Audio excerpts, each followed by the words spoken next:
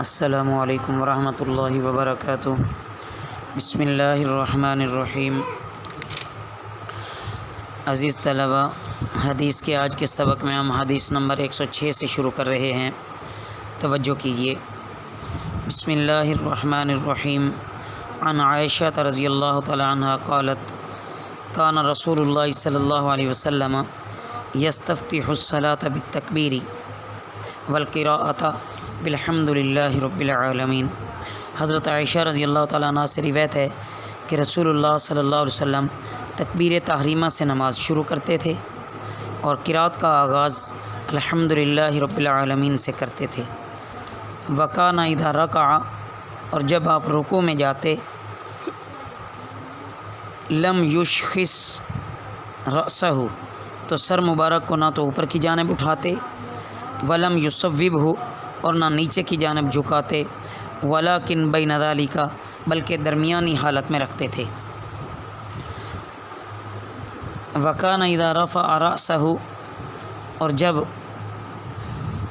رکوع سے سر مبارک اٹھاتے، من الرکوع لم یسجد حتی یستوی قائما، نہ سجدہ کرتے یہاں تک کہ سیدھے کھڑے ہو جاتے۔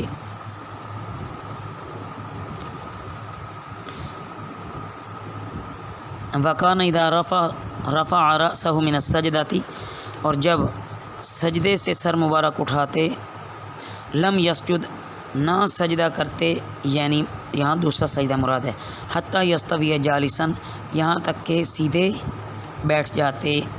وکان یقول، اور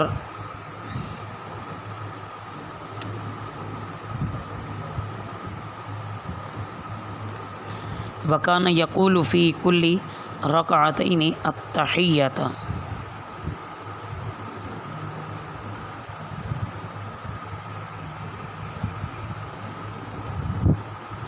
اور ہر دو رکعت پر التحیات پڑھتے تھے۔ وکان یفترش رجلہ الیسریٰ، اور اس وقت اپنے بائیں پاؤں کو نیچے بچھا لیتے۔ وینصب رجلہ الیمنیٰ، اور دایاں پاؤں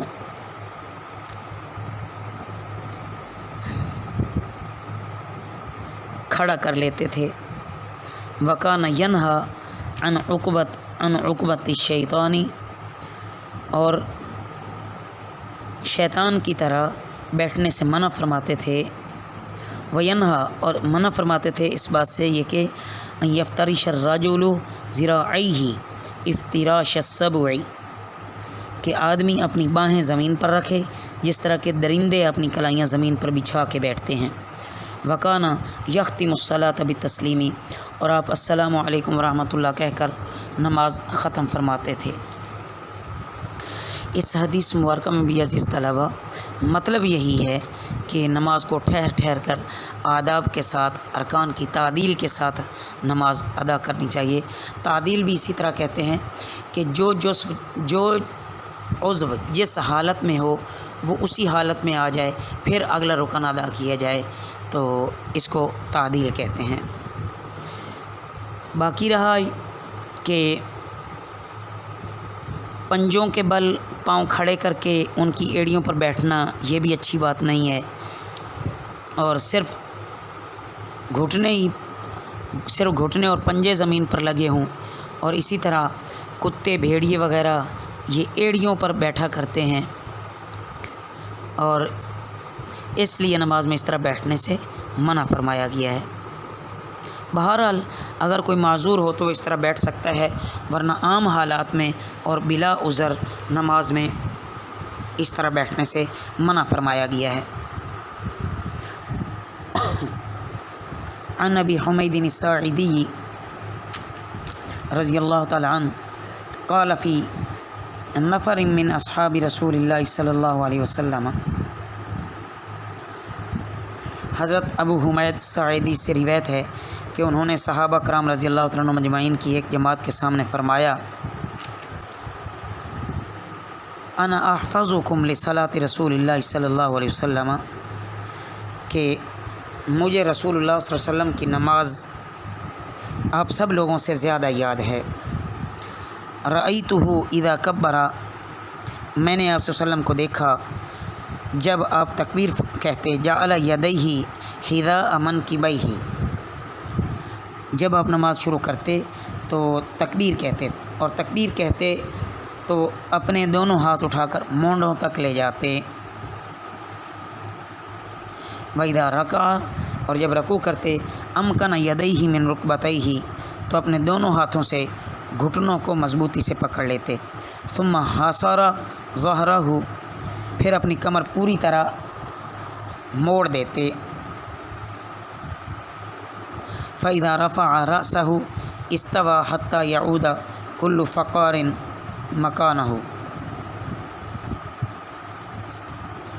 اور پھر جب رکوع سے سر اٹھاتے تو بالکل سیدھے اس طرح کھڑے ہو جاتے کہ ریڑھ کی ہڈی کا ہر منکا ٹھیک اپنی جگہ پر آ جاتا۔ فَإِذَا سَجَدَ، پس جب سجدہ کرتے وضع یدیہ، اپنے ہاتھ رکھتے غیر مفترشین، زمین پر بغیر بچھائے، ولا قابضہما، اور نہ ان کو سکیڑ لیتے، واستقبل باطراف رجلیہ القبلۃ، اور پاؤں کی انگلیوں کا رخ سجدے میں قبلے کی جانب ہوتا تھا۔ فَإِذَا جَلَسَ فِي الرَّكَعَتَيْنِ، پس جب آپ صلی اللہ علیہ وسلم 2 رکعتوں میں بیٹھتے جلس علی رجلہ الیسریٰ، اپنے بائیں پاؤں پر بیٹھتے، ونصب الیمنیٰ، اور دایاں پاؤں کھڑا کر لیتے۔ فَإِذَا جَلَسَ فِي الرَّكَعَةِ الْآخِرَةِ، پس جب آخری رکعت میں بیٹھتے قدم رجلہ الیسریٰ،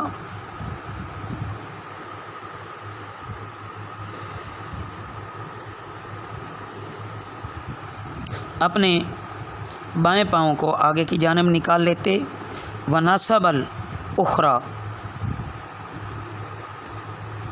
اور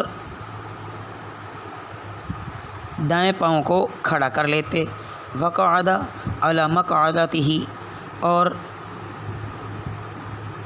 اپنے مقعد پر بیٹھ جاتے۔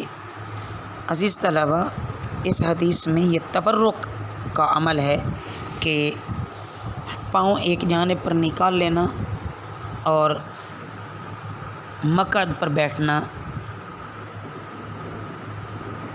عورتوں کی طرح، یعنی دایاں پاؤں تو ہوتا بھی دائیں طرف ہے، بایاں پاؤں بھی دائیں طرف نکال لینا اور پھر مقعد پر بیٹھنا۔ اس کو اصطلاح میں افتراش کہتے ہیں۔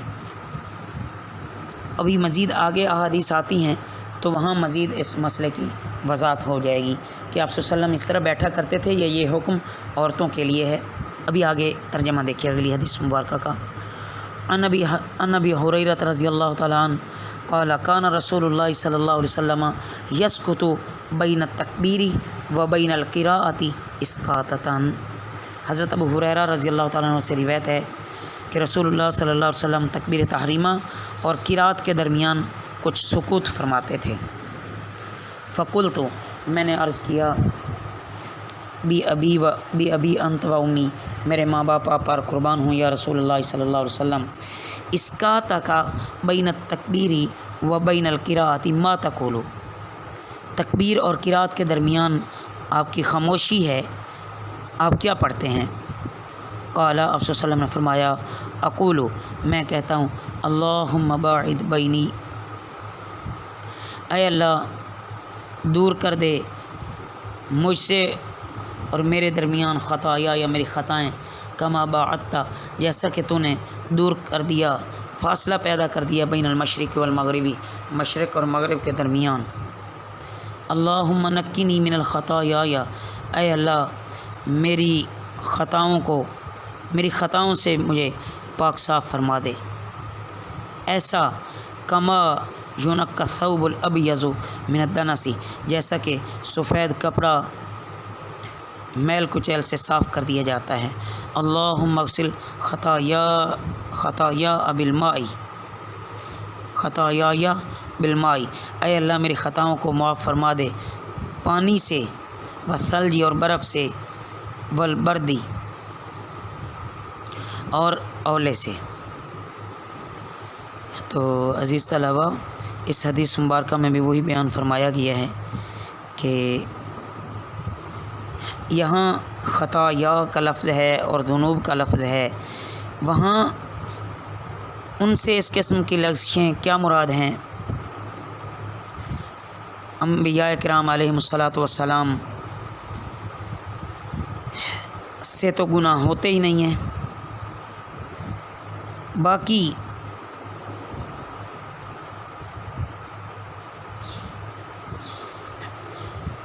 فطری اصول پر جو لغزشوں سے سخت لرزاں اور ترساں رہتے تھے کہ کہیں تقاضۂ بشریت کی وجہ سے انسان ہونے کے ناطے وہ سرزد نہ ہو جائیں اور معصیت نہ ہونے کے باوجود آپ کی شان عالی اور مقام قرب کے لحاظ سے قابل گرفت ہو سکتی تھیں۔ باقی واللہ عالم، یہاں جو دعا مذکور ہے اس کا حاصل بس یہی ہے کہ اے اللہ مجھے ہر قسم کی خطاؤں اور غلطیوں سے اس قدر دور رکھ جس طرح کہ تو نے مشرق اور مغرب کے درمیان فاصلہ رکھا ہے۔ اللہ رب العزت اپنی رضا کی ٹھنڈک اور سکینت سے ہمارے ظاہر اور باطن کو پاک فرما دیں۔ وما علینا الا البلاغ المبین۔